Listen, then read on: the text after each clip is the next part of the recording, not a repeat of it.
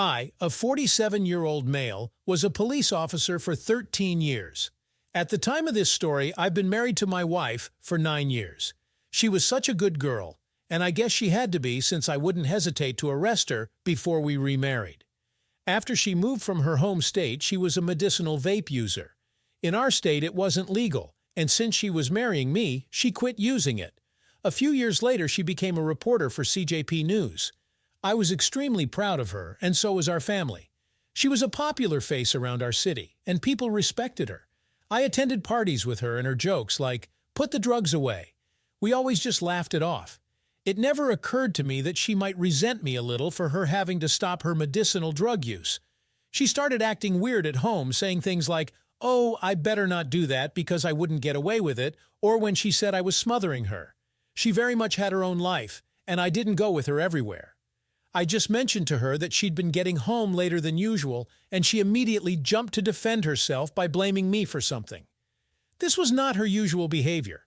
She was normally kind and sweet, and nothing was wrong between us. There were many other things she said and did that were out of character, but I just continued to talk to her as I normally would. I knew she'd just argue with me if I tried bringing up anything, so I drove to her work one night. She was still in the building somewhere, even though it was late. I showed my officer's badge to take a look at the cameras in the security office. No joke, the guard sitting in the room was eating a donut, watching me search through the footage. It didn't take long for me to find a shot of my wife's office. It showed her walking out of frame, so I had to find the camera she went to, which pointed at 2 work desks, one of those being AP's. A man she worked with for several years at this point, like my wife, he was one of the ones on television. The donut-eating guard watched with me as my wife and AP began having sex on camera. It was slightly obscured, but you could see what was going on. I was obviously distraught, so the guard reassured me. He said, "There's plenty of fish in the sea, and with this evidence, I could get them fired." I filmed it on my phone and thanked him. To no surprise, I got home before her. When she got home, she tried to kiss me. I couldn't play along, I pushed her away, and she was shocked. I looked into her eyes and told her I knew everything.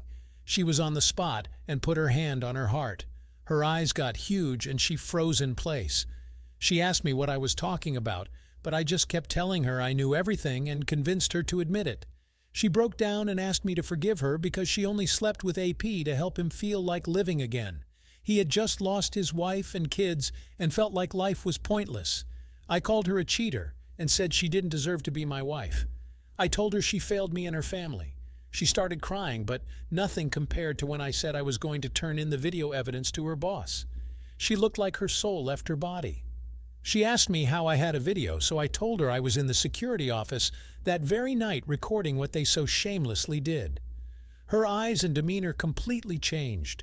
She begged me not to share the video with anyone by dropping to her knees and proclaiming that she could make it all better by quitting her job and doing whatever I wanted. This was nonsense to me, just the ramblings of my crappy wife fearing the reality she brought upon herself and AP. It was really hard for me to accept that she was indeed crappy. For so many years, I thought she was worthy of my love and affection. But as soon as she thought she could get away with it, she started an affair and justified it by saying I was controlling her. As a last-ditch effort with her bags packed, my wife asked me once more not to ruin our lives. I told her I was surprised she saw it that way because her actions brought us here. It was like she was asking to be with another man by sleeping with him. So now she was just getting what she wanted, right?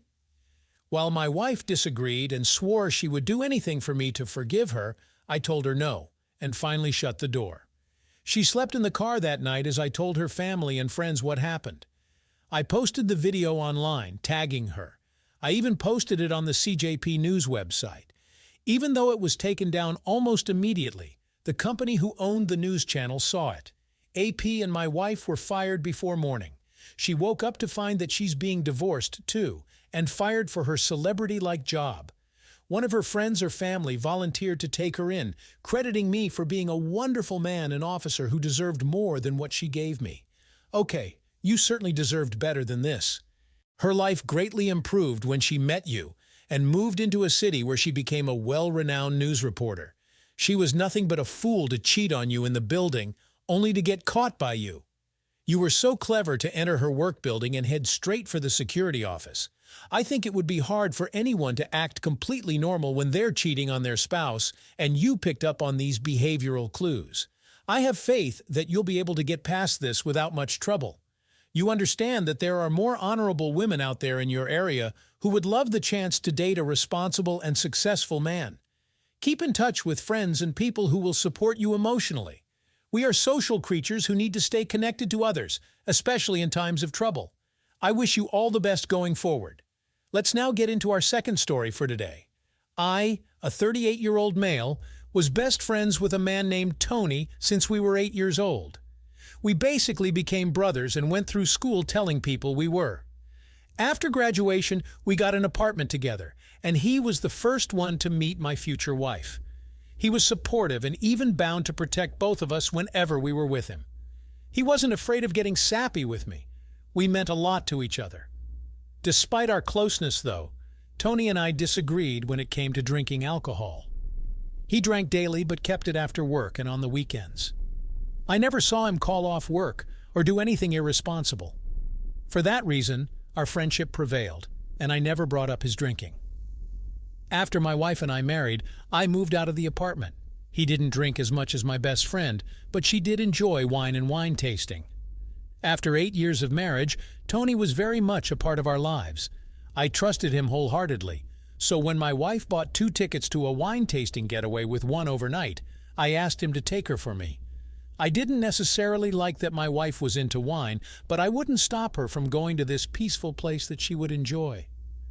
Once she was beautiful and smart, I didn't want her to go alone and encounter anyone that would try to take advantage of her.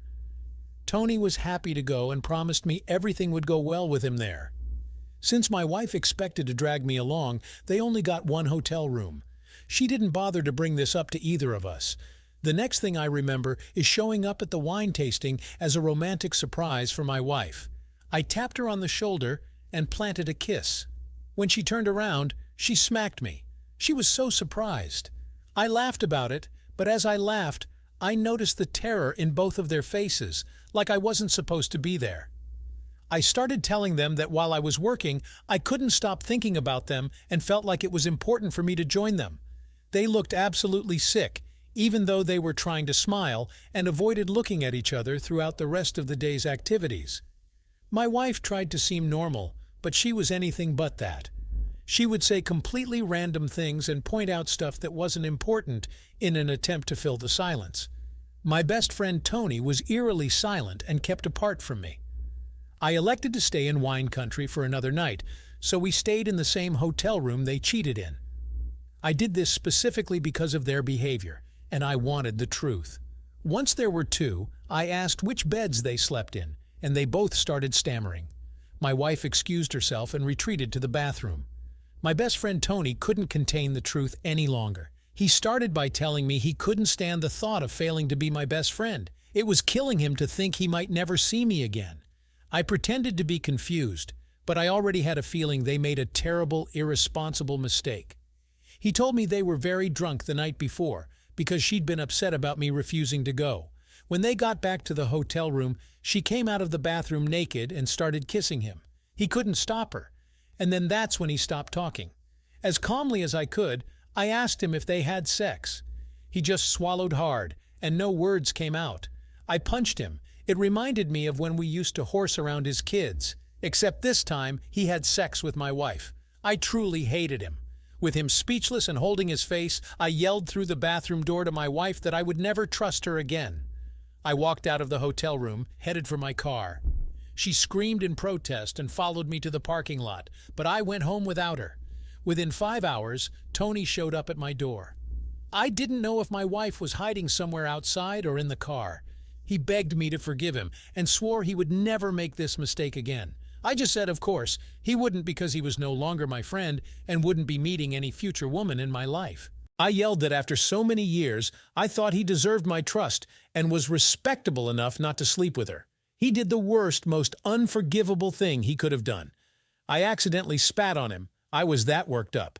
I shut the door in his face because I couldn't believe a word he said. I told everyone what happened. Our friends and family were all the same people, basically. No one could believe it. After receiving tons of hate from their friends and our family, Tony pretty much became a hermit. He didn't leave his apartment for a while and didn't have anyone to hang out with.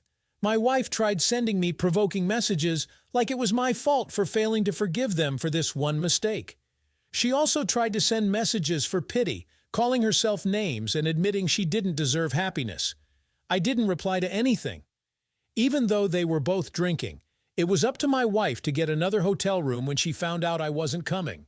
Or if they had any respect for me or self-control at all, they simply would have gone to bed and pretended the other person was sexless. They both failed me, and I wouldn't have them in my life anymore.